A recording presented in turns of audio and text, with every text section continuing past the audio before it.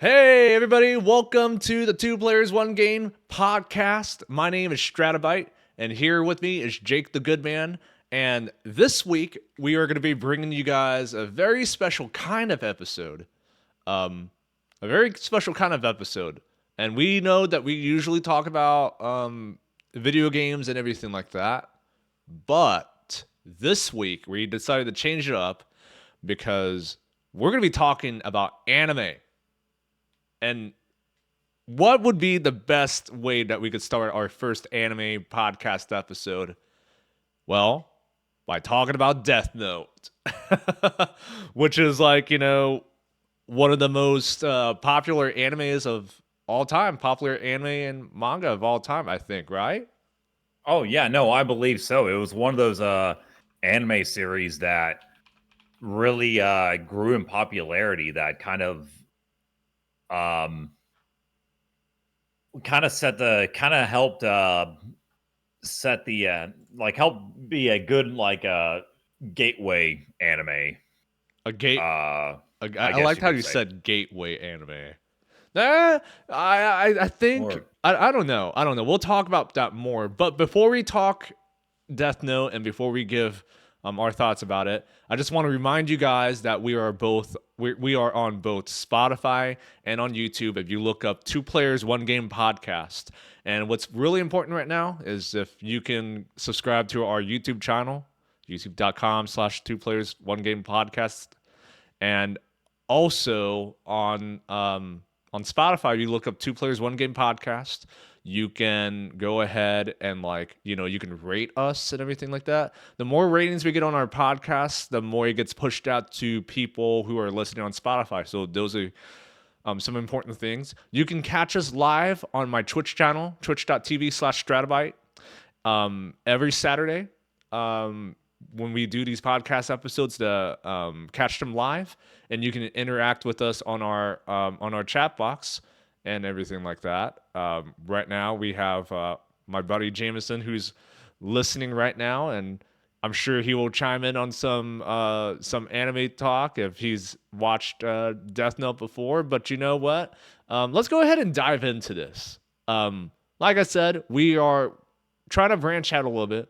We've been talking about video games ever since we started the podcast, and me and Jake have talked about it, and we wanted to try to, go ahead and bring in anime because let's just be real here. If it wasn't for anime, I mean, if it wasn't for video games, we wouldn't really have anime. If we didn't have anime, we wouldn't have as much of a banger of video games. And nowadays, part of the percentage of video game makeup is from anime. I'm gonna be real. There's it's its own genre kind of thing. So yeah, Jake. Before we get started, how are you doing, man? I'm doing pretty good. So I was gonna give you a bit of a follow up before we get into talk more about Death Note. I want to give you a quick follow up from last week.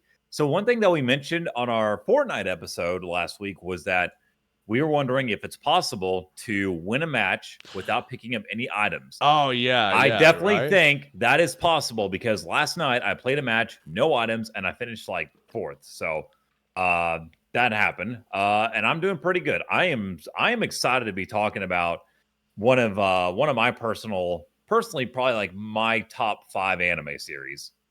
Oh yeah, no, it's definitely up there with me as well. I'm doing great too. We just had our first few days of school, and everything like that. I've definitely been busy. I haven't had a lot of time to work or not work, but to play video games and everything like that and relax. It's been very upbeat ever since then. But anyways, let's go ahead and get started with this Death Note podcast episode. Um, Death Note has made its anime debut on October 21st, 2007. But the manga actually first appeared in Weekly Shonen Jump from December 1st, 2003 to May 15th, 2006. And it's when you watch the anime, it's a really good length of an anime. It's not too big. It's not like too long, not big, not too long. It's not too long and everything like that. But it's also long enough to where you are definitely invested into the anime itself. You know, but yeah, it was one of my it's one of my first animes, and it's one of Goodman's also first animes as well. And yeah, so we'll talk about Death Note here. You know, pretty much the story is just, hey, there's this world and like everybody, just your typical kind of world, and then there's this guy named Light Yagami. Like who would the literally the protagonist's name? Well, I don't even know if you would even call him a protagonist. I think he would just be like a character. Well, we'll just call him a character. This guy, his name is Light Yagami, and he just stumbles upon this odd black book, and it's called the Death Note. Okay, and it belongs to a Shinigami, who is like, if you translate that, it means the god of death, and pretty much this Death Note has the power to like end lives if you like write their name inside this book, and you've seen this person before. There is like two conditions that the Death Note works. Is if you write their, you need to write the name of the person in there, and you have to actually have seen this person. The Shinigami that dropped their Death Note, dropped it on purpose to see how like the mortals would, use it, and like what would happen next, and all that stuff. And after a few days of getting the Death Note, Light Yagami is visited by Ryuk, who is the Shinigami, and he can't be seen by anyone except for Light because he's the one that touched the Death Note. And Ryuk reveals the reason for dropping the Death Note, and it was just because he was bored. I mean, like, let's talk about this real quick. Legit, like, oh, this guy, God of Death, I have the power. I got the Death Note right here. I'm holding it. I'm doing like the most unchristian thing ever, and all that stuff. I'm like, like, okay, this is kind of like a little bit of kind of like an indoor kind of joke and everything like that. But it's just like, I am literally not. I'm. This guy was like literally the opposite of Jameson. Okay, and Jameson, if you guys have been into my streams and everything like that, you guys would probably see Jameson probably just talking away, talking about the Bible and everything like that. Well, this guy Ryuk is the complete opposite. He literally wants death to happen. Wow, that sounded pretty epic. I'm not gonna lie. This guy Ryuk wanted death to happen and all that stuff, and he did it because he was bored. I mean, like, Jake, if you were in Ryuk's position, would you definitely do the same thing? Because I'm gonna tell you right now, I would definitely go ahead and like drop that Death Note because I was bored. I mean, I'm gonna be honest with you. I know I can be a very nice person, but I don't blame Ryuk. I definitely think you're saying, okay. That sounded terrible. But you're saying that you would. You're saying I'm saying that I would, honestly, because because we see like where the Shinigami live and everything, and that place just looks boring.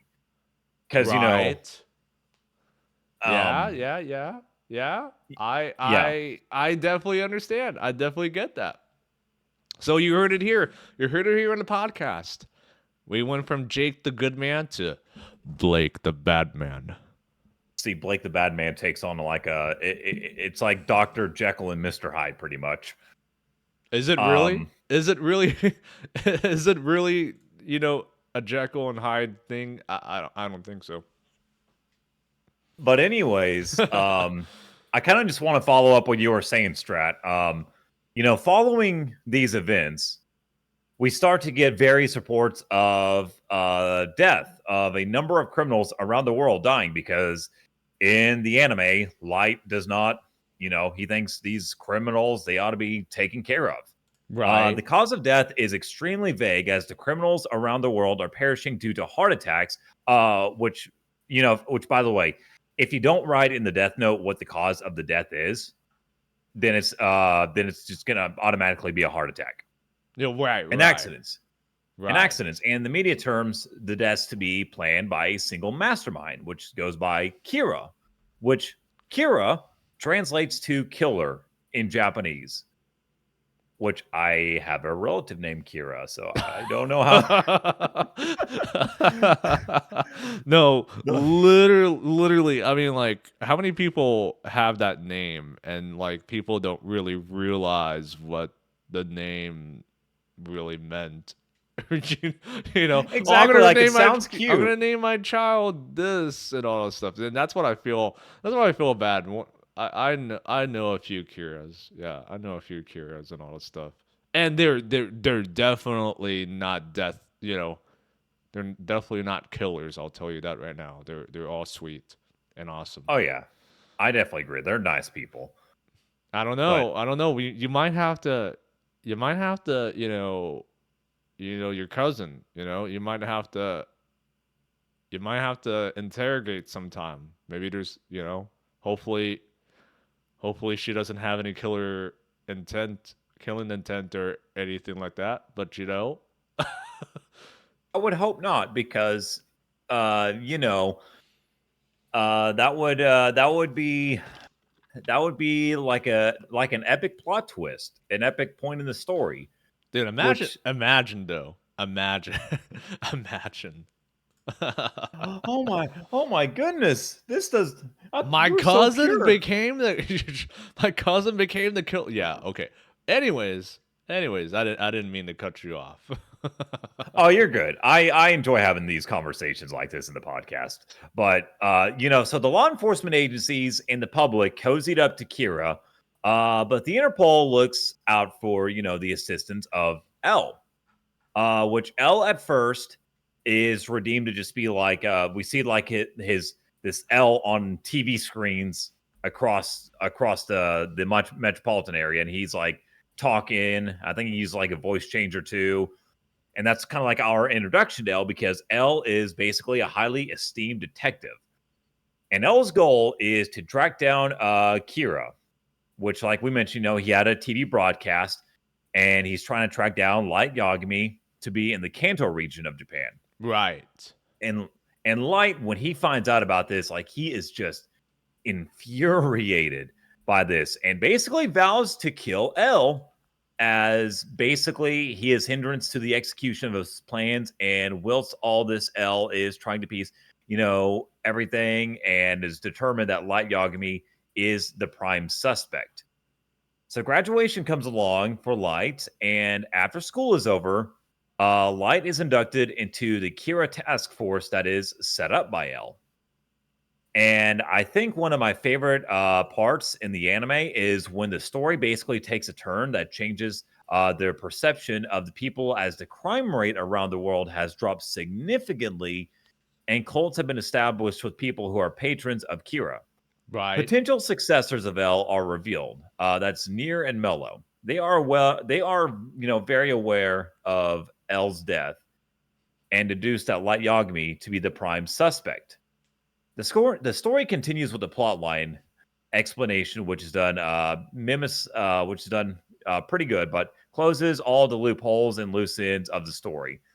The narrative is extremely precise, and character arcs are totally justified by the end of the series. Years pass, and the new Kira appears, who is simply on a killing spree. Consequently, the people find the new Kira to be boring and monotonous. The attention-seeking traits of this Kira are evident and is a turnoff for the public that revered the former Kira. Ryuk looks at all this and tells Midora that no other human will supersede Light as the new Kira, which I definitely agree because the way that L's death is played off in the series is Right. probably one of my favorite anime moments of all time.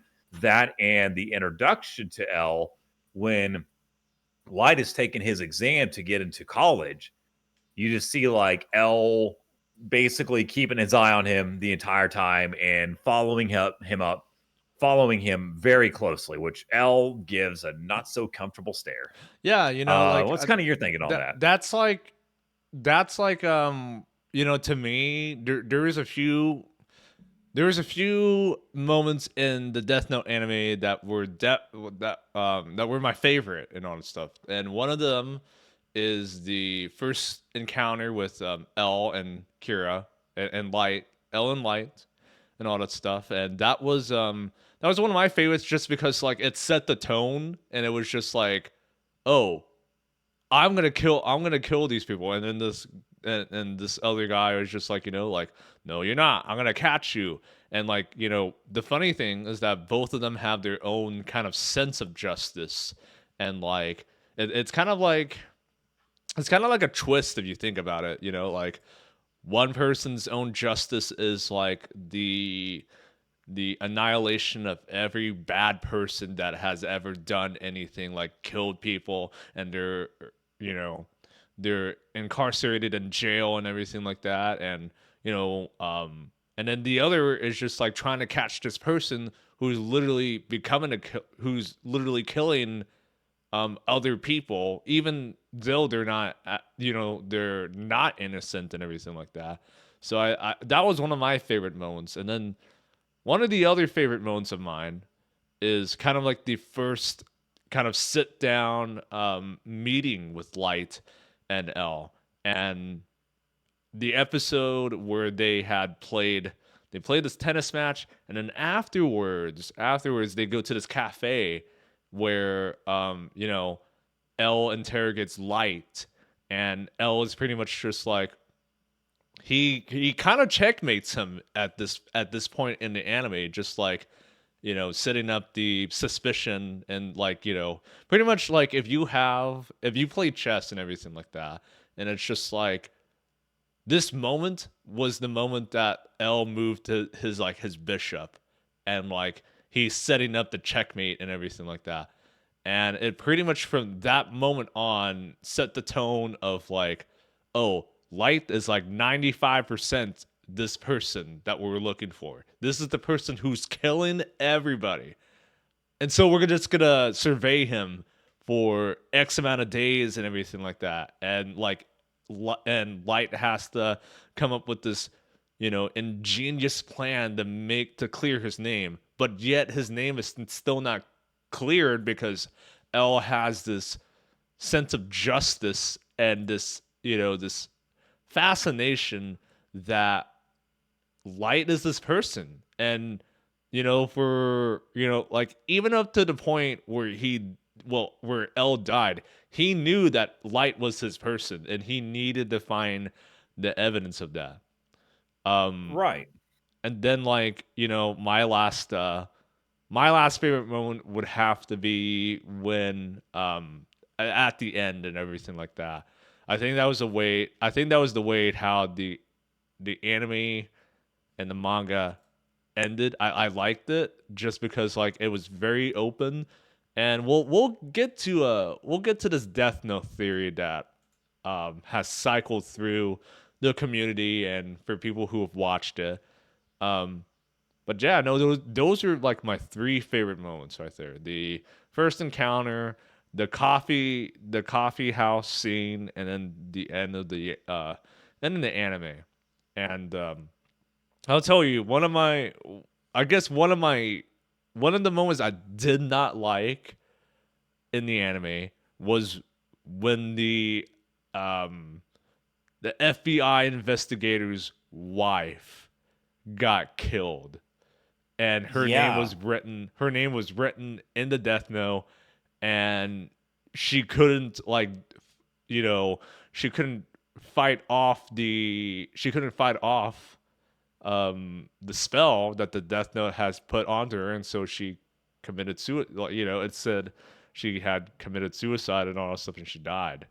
It's like the saddest way to go out too, because it's like you want to avenge your husband's killer, who is Light, and like then you get this encounter from Light, and meanwhile Light is trying to. I think that was the moment where the majority of people were just when you watch it for the first time, people just have like, wow, this dude is like psychotically crazy. He literally went overboard with it. Right, because throughout that entire interaction with her, like he's acting like very chill, and then it just takes like a sudden turn. And this is kind of like earlier on in the anime. That's probably one of my other favorite scenes. Another one that I wanted to mention, because I kind Oh, of that thought was about it when you're definitely not talking. one of my favorites. I'll tell you that right now. I'll tell you that right now. That was definitely not my favorite scene. I thought that wife was like smoking hot. I'm not gonna lie. I thought she was like really pretty. Um, She was. so you're saying that that was your favorite, like her dying? I mean, it's kind Wow. of like it was dark, but I mean, like it kind of Wow. revealed just like how savage Light Wow. is. Wow. Goodman. An- Another scene that I want to. Goodman. Oh I my I'm so terrible. I'm goodness. sorry. You are a terrible person. Holy crap. What in the moonshine drink is happening here? Good God. You're saying that your favorite scene was a person dying? Like a really beautiful girl dying in the anime? Good God. Okay. Oh yeah, I am I messed didn't up. I I'm didn't mean sorry. no, I didn't. Wow, you are messed up. You're not a good man. You're Blake the bad man right now. I should just change your thing right now on here to just Blake the bad man. Please do that. But But yeah, no, anyways. Yeah, what were another you scene gonna that I say? was going to mention that was good was kind of like right before L's death, how Light got him to touch the Death Note. I think. Yeah, yeah, yeah, yeah. No, I remember that. I remember that exactly. Yeah. I Blake the Bad Man. that was one of my favorites too. That was a little bit extreme though for my taste.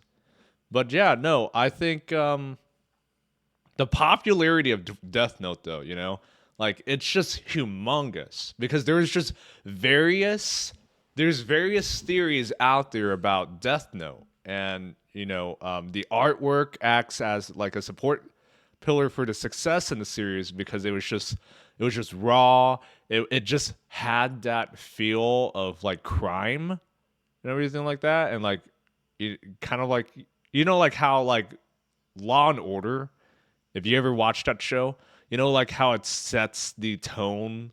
Like every episode, it's just like very serious. It's very, this and that, and you show like different stuff. Like that's what I'm talking about. Like that. In the Death Note anime, that's what it kind of like to me. It set that tone with the artwork, and it gives like a little bit more of a gothic storyline kind of thing. Um, like for example, like in the opening of Death Note, there's this kind of like this little snippet of this last scene where, um, like pretty much Light is holding this. He has wings, he has an apple, and everything like that. And then like in a sense, like that was supposed to be like a little bit of a jab towards Christianity and everything like that. But then also like there's just like different parts of the symbolisms that give to Christianity within this, like kind of like a stab at it, which I kind of like. I'm not gonna lie, it kind of like um what you call it. I kind of like it when animes challenge the flow of society like that. And I think that's what made Death Note different than any other anime that I've watched. Um, the symbolism followed in the series is second to none, and it acts as an amazing addition to the already entertaining viewing experience.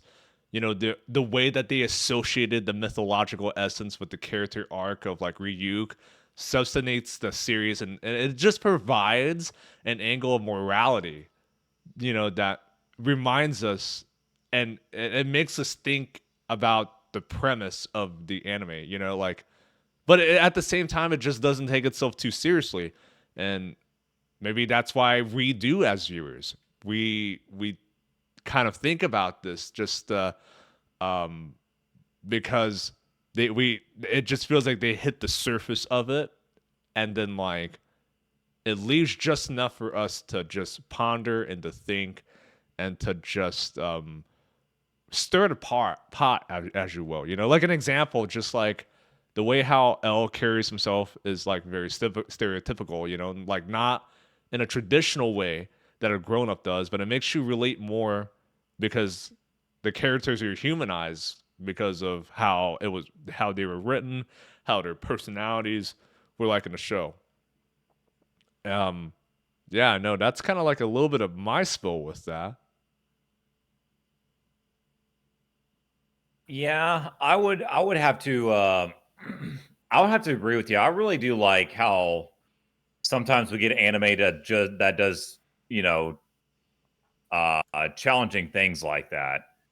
And basically, Death Note, it dictates how a manga should be adapted to the different forms of expressing art as it transcends the global boundaries. This series, primarily set in Japan, with the various nuances stemming from the native land and the release of the anime, was in a time when internet access was not as prevalent as it was today. This was back in the early 2000s. This was back before Facebook really took off. We didn't have YouTube then. You just had like chat forums to really go to. So the internet was not as much of a dependable source, obviously, as it is now. Right. But the series, it breaks the notions attached to the genre by appealing to the masses all around the world. And the reason for this was the intertwining of the events to have a global impact and allowing the entry of diversity in thoughts. This manga series, it's a work of art and gives a new take to the psychological battle between Kira and L, acts as the pivot for the war of the intellect between the two, which is extremely fun to watch. Now, speaking of watching, if you actually want to watch Death Note, the anime can be seen on Netflix, Amazon Prime Video, Hulu, Hoopla, Netflix Basic with ads, or for free with ads on Peacock, Peacock Premium, the Roku channel, Tubi TV, and Pluto TV. But So those are, like here's the deal though. If you want to watch without ads on Hulu, you get the exclusive plans like we do. We spend like we spend $100 a month for live TV and no ads. Everybody, I'm not I'm and that not live TV is I'm nice. not sponsored by we're not sponsored by Hulu, but I mean like over Netflix though. I'm gonna be real. I mean, like Hulu, live TV, football season. You get all the channels for that. I'm gonna be real. You want to catch the games, have your NFL network, You I want to watch mean, anime and too? watch and Yeah. watch Toonami, No, which yeah, yeah, yep. You just spent $100 a month for Hulu. Simple and sweet. That's how it goes. speaking of Toonami, I'd like to tell y'all how I personally got into the Death Note anime. So, how I came across Death Note was in the late 2000s. So, if you're watching like Cartoon Network in the mid 2000s, mid to late 2000s, this was back when Toonami was still on the Cartoon Network programming on Saturday nights rather than now it's on Adult Swim. Right. However, back in the day, after Toonami went into like 9 or 10 o'clock, I don't remember. Hmm. Immediately on Adult Swim, they had their own anime block too. Some of the anime shows that were on there were Inuyasha, Cowboy Bebop, and uh, Death Note was one of them. Which the other two anime, I would love to talk about them sometime. Cowboy Bebop's another one of my favorites, and Oh so is yeah, no, for Inuyasha. sure. But yeah, so Death Note was on Adult Swim. And the reason being is because Adult Swim had some of the more, I guess you could say, the more mature themed anime back then. And I remember just we were talking about the art style. When I first saw like the character designs, I was just so in awe of like how detailed everything was, especially the Shinigami characters. Like I absolutely love their designs. Probably some of my favorite design anime characters still. Though it would be a couple years before I actually sat down to binge the entire show. the television airing was enough to really gain my interest. As for the series itself, I find Death Note to be a pretty interesting watch. The suspense that grows as Light is trying to make sure nobody knows it's him doing the killing. Of course, that's not easy when you have L on his case. Right. And L, I guess we could call him an antagonist because I guess we could, but he might be. I would argue he might be my favorite character in the series. Like he's got the brains. I wouldn't say he's a protect. I think the word that you're looking for is that he's an anti-hero. Anti-hero, yes. He's that's definitely an anti-hero and all that stuff because I mean, like, it just depends on how you view it. It's just like, well, if you think he was doing it all to make the world a better place, I mean, like, let's just be real. I think to make the world a better place, in order to make the world a better place, it just requires to kill the least amount of people possible. Right, and that's what L was trying to do because he was trying to get right to proving that it was Light doing it. Right. And right. like I said, his death scene is definitely like one of the more memorable scenes throughout the entire show. Mm-hmm. Another one scene that was like kind of sad for me was when Light's dad died. Oh yeah, that whole entire mess. That was so messed up. Yeah, because his dad was like, oh, I know you're an angel, you're not the killer. Like I feel like his dad should have known, maybe. I don't know. That might be up for debate. I don't know either. I don't know either. It just I don't think he knew. I think he died. Not knowing that his son was actually the killer. And then it's sad. It's sad because later on in the anime, later on in the anime, Light has this encounter with the task force and all that stuff, and then they find out that he was the one that was, Kira, and then Matsumi, was it Matsumi? Or whoever, I keep forgetting character names, but he literally shot and killed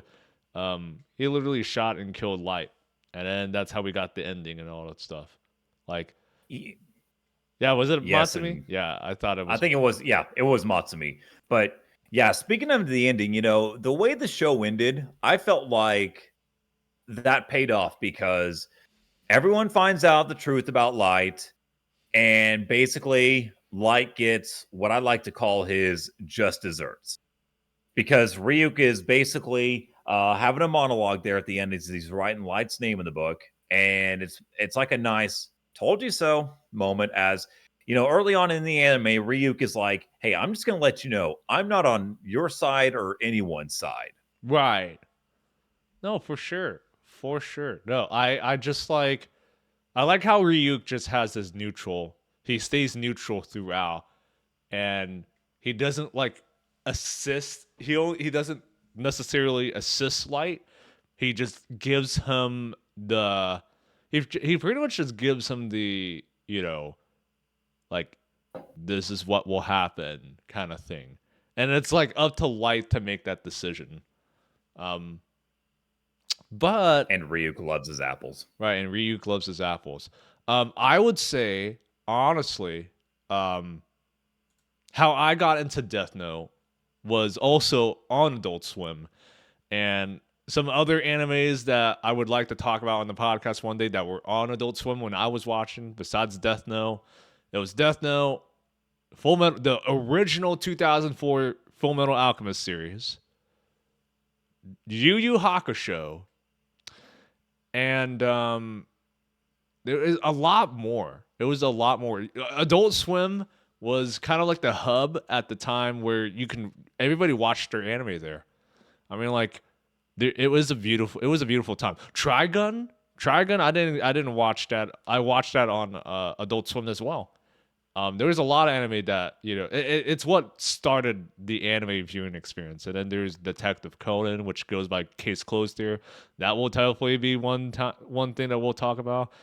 But yeah, no, I was the same way too. I just like I had watched Death Note. Um, Honestly, I when I was younger, I liked Full Metal a lot more than Death Note, and like just because like I think I was just like not ready to, because when I watched it I was like 12 years old, and then like when I got older and I rewatched the series over and over again, I just have this appreciation for I just have this appreciation for Death Note and all that stuff, so it's definitely gone up in my list. I definitely don't. It's just like it grew on me over time. That's what pretty much happened, and for sure, L definitely one of my favorite characters of all time, for sure. Sadly, he died.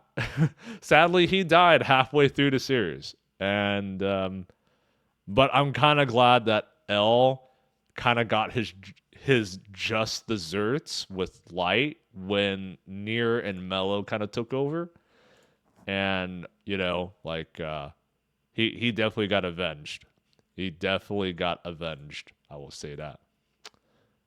But but yeah, no, I think like I said, I kind of agree. I think Light's dad should have known. And then, here's the thing too. I think it's all interpretation as well. And it just kind of depends on how you view it and how you organize the puzzle pieces together in the anime. I mean, maybe at the point where he touched the Death Note and he found out that Light could see Ryuk, maybe that was the time that he did piece together that Light was this killer, But yeah, there's this Death Note theory that I want to talk about, and like pretty much it goes along with what we had talked about with the ending and everything like that. Pretty much what had happened was that at the very end of the series, obviously Light dies. At the end of the series, Light dies. But there is this theory out there that the Shinigami at the very end of the series that pops up towards the end is Light Yagami. Because if we remember in the series, Ryuk said in the beginning that people who have touched the Death Note and have used the Death Note, they could neither go to heaven or they could neither go to hell. They would be stuck in limbo for when they die and everything like that. And pretty much like the Shinigami at the end, people have theorized that was Light reincarnated as a Shinigami. And there's people in the community that like, hey, I found support for this theory. And then there's people that have this, shot down the theory and everything like that. And I don't think it wasn't until the OVAs, which were, the two movie-length OVAs that were pretty much the retelling of Death Note, they didn't open that avenue of Light being reincarnated until then. But just like, it kind of like in my mind, it does kind of make sense when you think about it, because like, hey, this guy was not. This guy cannot go to heaven or cannot go to hell. He's stuck in limbo when he dies. So like, and here's the thing though, like, and this is what I liked about the mangaka and how the anime was, adapted and everything like that. What I think was really cool is that they left it very synonymous, based off of your interpretation. You could say that, oh, Light was the one that reincarnated as a Shinigami. you know, or and here's these reasons, and like people have theorized like the way that his clothing was like, what the Shinigami was like at the end, like he had you know a red bandana on his head, which Light wore a red tie when he went to school, and everything like that. Um, but like, and that's what I like about these things. It's just like you leave it open enough to where people you leave it open enough to where people can interpret it in their own way, and like um and it's based off of your imagination because you get so invested in the show. And that's what I like about animes like that. Animes like that, like that can leave you at the very end to interpret what you think happened. Those are like the best ones in my opinion. I would have to agree with you. I really like when an anime makes you interpret things like that because I definitely I could definitely see that the Shinigami being light. And I also really like when anime tends to do this thing where they introduce the character in a mysterious way, Mm-hmm. like they do with L and the other Kira that we're introduced to later in the show, who helps with the death of L. I love it. I love it when shows do that. I love it when they build up so much suspense because it just pulls me into the next episode. It just wants to keep going and going. And Death Note does a great job with that. Right. And like that's the thing about these animes, it's just like that's what you know um that's what separates the greats from the good. And um yeah, I really enjoyed Death Note. I really got I just when we were younger, I can't believe I'm saying this. When we were younger, we did we did all we we made all these parodies of Death Note in our like Death Note references and all that stuff. And back then, there was a such thing as the ship note. Come on. No, no. Oh, my. There Oh, was a my memory is scarred thinking of that. Goodman Guys, Goodman I'm made this Goodman made his book.